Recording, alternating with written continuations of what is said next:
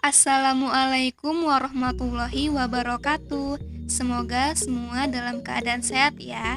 Di sini kami dari kelompok 10 yang beranggotakan saya sendiri Ayu Permatasari, lalu Fajar Akbar Nuari dan juga Yusrina Ersia Siregar. Di sini kami akan membahas tentang persaingan monopolistik dengan dosen pengampu Ibu Gilang Rizky Dewanti SA MBA. Nah, mau tahu penjelasan lengkapnya? Tonton di video ini ya. Pembahasan yang pertama adalah pengertian pasar persaingan monopolistik. Nah, apa itu pasar persaingan monopolistik? Jadi, pasar persaingan monopolistik pada dasarnya adalah pasar yang berada di antara dua jenis pasar yang ekstrim, yaitu persaingan sempurna dan monopoli. Oleh sebab itu, sifat-sifatnya mengandung unsur-unsur sifat monopoli dan unsur-unsur sifat pasar persaingan sempurna. Jadi, pasar persaingan monopolistik dapat didefinisikan sebagai suatu pasar di mana terdapat banyak produsen yang menghasilkan barang yang berbeda corak atau different products. Contohnya adalah sampo, pasta gigi, kosmetik, dan lain-lain. Meskipun fungsi semua sampo sama, yakni untuk membersihkan rambut, tetapi setiap produk yang dihasilkan produsen yang berbeda memiliki ciri khusus, misalnya perbedaan aroma, warna, kemasan, dan lain-lain. Nah, model pasar ini diperkenalkan pertama kali oleh Edward Chamberlain, seorang ekonom Amerika Serikat, dan Joan Robinson pada tahun 1903. Pembahasan yang kedua adalah ciri-ciri pasar persaingan monopolistik. Yang pertama adalah banyak produsen atau penjual. Banyak produsen atau penjual berkompetisi untuk segmen customer yang sama, namun tidak sebanyak seperti dalam pasar persaingan sempurna. Lalu, ciri yang kedua adalah adanya diferensiasi produk, yaitu produsen membuat produk yang serupa tetapi mempunyai keunikan pada produk tersebut. Sebagai akibat dari perbedaan-perbedaan tersebut, maka barang yang diproduksi oleh perusahaan-perusahaan dalam pasar persaingan monopolistik bukanlah barang yang bersifat pengganti sempurna atau perfect substitutes terhadap barang yang diproduksi oleh perusahaan lain. Lalu, ciri yang ketiga adalah produsen bebas keluar dan masuk pasar. Ketika produsen hanya sedikit di pasar, maka ekonomisnya akan tinggi. Saat produsen semakin banyak, otomatis laba ekonomis akan semakin kecil. Maka pasar semakin tidak menarik dan produsen dapat meninggalkan pasar. Lalu, ciri yang keempat adalah produsen mempunyai sedikit kekuasaan untuk mempengaruhi harga. Berbeda dengan perusahaan pasar persaingan sempurna yang tidak mempunyai kekuasaan dalam mempengaruhi harga, pada pasar persaingan monopolistik dapat mempengaruhi harga. Namun pengaruhnya relatif lebih kecil dibandingkan dengan perusahaan oligopoli dan monopoli. Kekuasaan mempengaruhi harga ini bersumber dari sifat barang yang berbeda corak. Lalu ciri yang kelima atau yang terakhir adalah promosi penjualan lebih aktif. Harga bukanlah pendongkrak jumlah pembeli, melainkan kemampuan produsen untuk menciptakan citra yang baik di mata konsumen, sehingga dapat menimbulkan fanatisme terhadap produk. Jadi, iklan atau promosi memiliki peran yang sangat penting dalam meraih dan mempertahankan banyak konsumen. Pembahasan yang ketiga adalah keseimbangan dalam pasar persaingan monopolistik.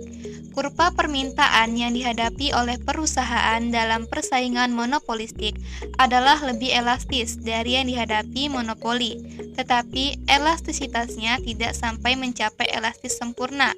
Kurva permintaan adalah sejajar sumbu datar, yaitu kurva permintaan yang dihadapi suatu perusahaan dalam persaingan sempurna. Yang pertama, keseimbangan jangka pendek.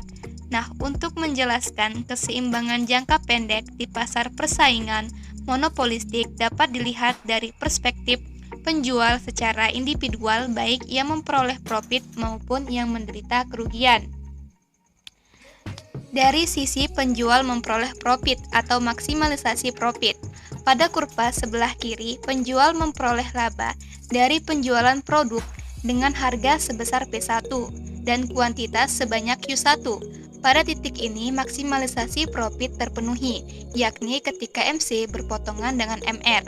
Nah, besaran profit yang didapatkan adalah area segi 4 P1 ABC. Lalu, dari sisi penjual mengalami kerugian atau minimalisasi kerugian. Sementara pada kurva sebelah kanan, Kurva AC berada di atas kurva permintaan atau D, sehingga harga atau P lebih rendah daripada average total cost atau AC. Dengan demikian, penjual mengalami kerugian. Adapun minimalisasi kerugian terpenuhi dengan penjualan produk sebanyak U2 dan sebesar P2. Nah, besarnya kerugian minimal terlihat pada area segi 4 P2 JKL. Lalu yang kedua adalah keseimbangan jangka panjang.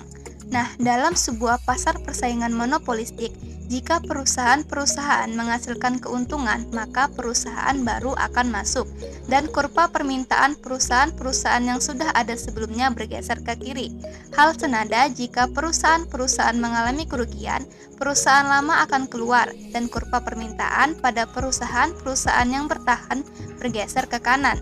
Karena adanya pergeseran permintaan ini, perusahaan yang kompetitif monopolistik pada akhirnya menemui keseimbangan jangka panjang, di mana kurva D bersinggungan dengan kurva A di satu titik, yaitu titik E. Nah, pada titik E tersebut terpenuhi kondisi zero economic profit, yakni ketika P sama dengan AC.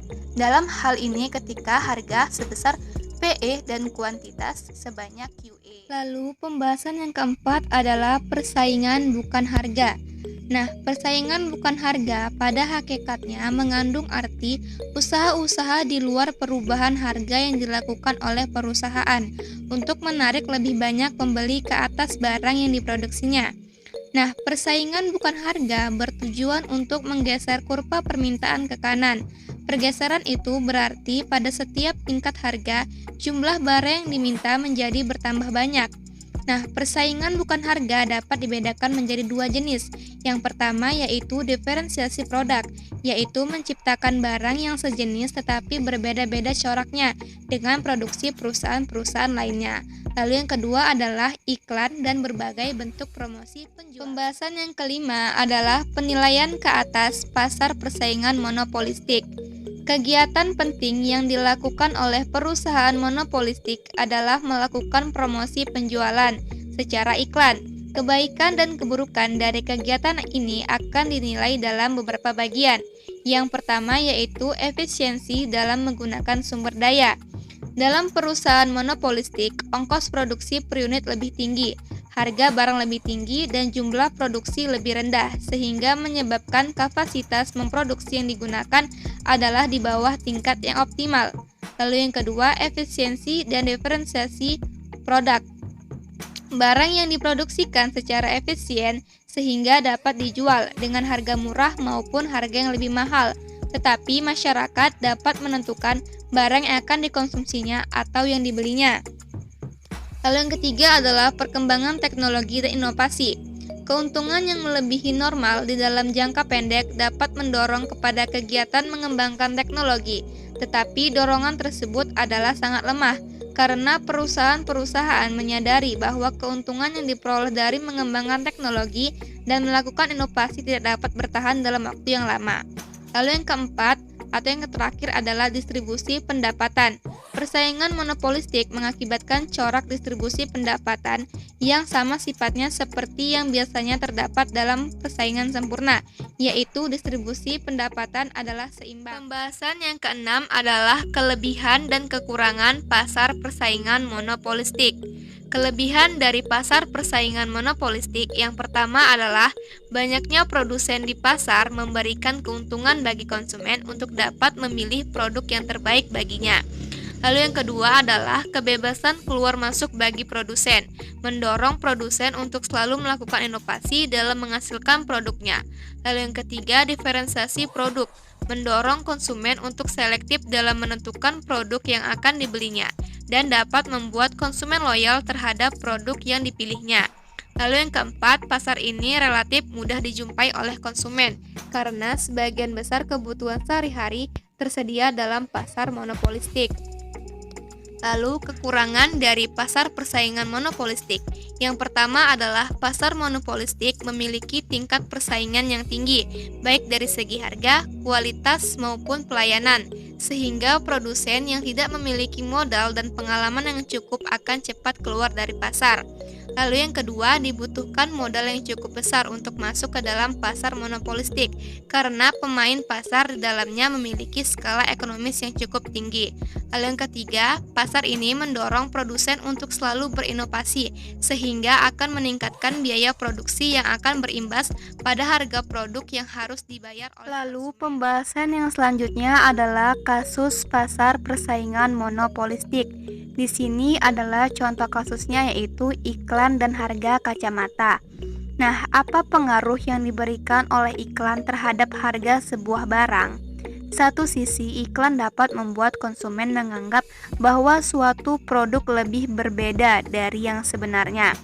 Jika demikian, hal ini akan membuat pasar menjadi kurang kompetitif dan kurva permintaan perusahaan-perusahaan menjadi kurang elastis. Dan hal ini akan mengakibatkan perusahaan-perusahaan memasang harga lebih tinggi. Di sisi lain, iklan mungkin dapat memudahkan konsumen untuk mencari perusahaan yang menawarkan harga terbaik. Dalam kasus ini, hal tersebut akan membuat pasar menjadi lebih kompetitif dan kurva permintaan perusahaan-perusahaan menjadi lebih elastis dan seharusnya mengarah pada harga yang lebih rendah. Nah, pada sebuah artikel yang diterbitkan di dalam Journal of Law and Economics pada tahun 1972, ahli ekonomi Lee Benham menguji kedua pandangan terhadap periklanan tersebut. Di Amerika Serikat, selama tahun 1960-an, pemerintah negara-negara bagian menetapkan berbagai aturan tentang periklanan ahli optometri. Beberapa negara bagian memperbolehkan periklanan kacamata dan pemeriksaan mata, namun banyak negara bagian yang melarangnya. Nah, para ahli optometri secara antusias mendukung larangan periklanan ini. Benham menggunakan perbedaan-perbedaan pada hukum negara bagian negara sebagai eksperimen alami untuk menguji dua pandangan terhadap periklanan. Harga rata-rata untuk sepasang kacamata adalah 33 US dollar. Angka ini tidak sekecil yang terlihat karena ini adalah harga pada tahun 1963. Pada negara-negara bagian yang tidak melarang periklanan, harga rata-rata adalah 26 US dollar. Jadi, periklanan mengurangi harga rata-rata sampai lebih dari 20% di pasar kacamata dan mungkin juga di pasar-pasar lain. Periklanan menyuburkan kompetisi dan mengarah pada harga-harga yang lebih rendah untuk Dari konsumen. pembahasan yang sudah dijelaskan, maka dapat disimpulkan bahwa di pasar persaingan monopolistik, harga bukanlah suatu faktor yang dapat mendongkrak penjualan, tapi bagaimana kemampuan produsen atau perusahaan menciptakan citra yang baik di dalam benak konsumen atau masyarakat, sehingga membuat mereka ingin membeli produk tersebut meskipun dengan harga yang sedikit mahal. Oleh sebab itu, setiap perusahaan yang berada dalam pasar persaingan monopolistik harus selalu aktif mempromosikan produknya sekaligus menjaga citra perusahaannya. Nah, itu sajalah yang dapat disampaikan dari pembahasan tentang pasar persaingan monopolistik. Untuk kurang lebihnya kami mohon maaf dan mohon ampun kepada Allah Subhanahu wa taala. Semoga apa yang disampaikan dapat berguna dan bermanfaat untuk kita semua. Saya akhiri dengan wassalamualaikum warahmatullahi wabarakatuh.